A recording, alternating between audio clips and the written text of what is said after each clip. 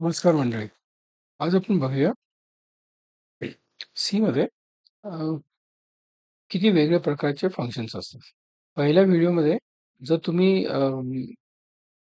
फंक्शन्सचे बेसिक्स नसते बघितले, तो व्हिडिओ आधी बघा, त्याच्यानंतर ह्या व्हिडिओमध्ये या. तर ह्याच्यामध्ये 4 टाइप्स ऑफ फंक्शन्स असतात. एक is no arguments and no return values. म्हणजे आपण त्यांना काही पाठवत पण नाहीये आणि काही त्याच्याकडून येत पण नाहीये. दुसरं इज आपण त्यांना पाठवतोय डेटा, पण त्याच्याकडून काही येत नाहीये फंक्शन कडून. थर्ड इज आपण त्यांना डेटा पण पाठवतोय, आणखी आपल्याला त्यांच्याकडून रिटर्न व्हॅल्यू पण येते. आणि चौथा ऑप्शन इज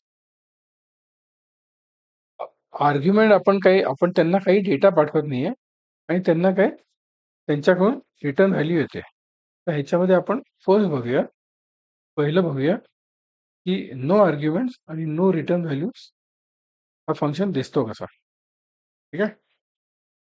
तर आपल्याला स्टँडर्ड stdio.h स्टँडर्ड हेडर आहे for all basic input output operations. मग माझं फंक्शनचं declaration void function open and close bracket. तर ह्याच्यामध्ये मी त्याला काहीही पाठवत नाहीये, म्हणून ब्रॅकेटमध्ये काही नाहीये आणि मी काहीही रिसीव्ह करत नाहीये, म्हणजे त्याकडून मला काही डेटा येत नाहीये, म्हणून त्याला व्हॉइड टाकलेलं आहे. ठीक आहे.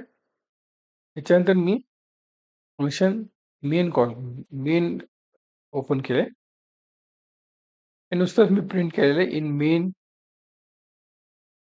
Print no argument. हे नुसतं प्रिंट करणार आहे आणि मग हा कॉल देणार आहे. फंक्शनला कॉल कसा नुसतं हे func open bracket bracket close bracket, कारण मी काय पाठवत नाहीये डेटा, म्हणून ब्रॅकेटच्या आत काहीच नाहीये. ठीक आहे. आणि मग याच्यानंतर शेवटी मी प्रिंट बॅकस्लॅश एन करतोय, म्हणजे एक लाईन तो जम्प करेल. ठीक आहे. जर मी हे फंक्शन कॉल करतो तर या फंक्शनमध्ये जातो, आणखीन नुसतं प्रिंट करतोय इन द फंक्शन आणि नो रिटर्न व्हॅल्यूज.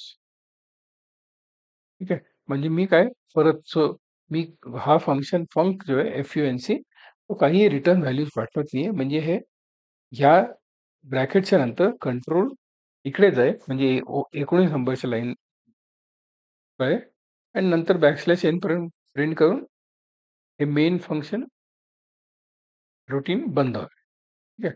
आता आपण रन करून बघूया. इन मेन आधी त्यांनी इकडून केलं, मग त्यानंतर नो आर्ग्युमेंट्स केले, मग तो फंक्शनमध्ये गेला, मग त्यांनी इन द फंक्शन प्रिंट केलं आणि मग अँड नो रिटर्न व्हॅल्यूज त्यांनी प्रिंट केलं. ठीक आहे. तर एकदम सगळ्यात सोपं होतं हे, की त्याच्यामध्ये मी काहीही डेटा पाठवत नाहीये आणि मला काही फंक्शनमधून काय व्हॅल्यू परत पण येत नाहीये. ठीक आहे. हे तुम्ही सगळं प्रॅक्टिस करा. ह्याचा जो कोड आहे तो डिस्क्रिप्शनमध्ये आहे. आणखीन मी ह्याचं ज्या युनिटचं PDF आहे, त्याचं पण मी लिंक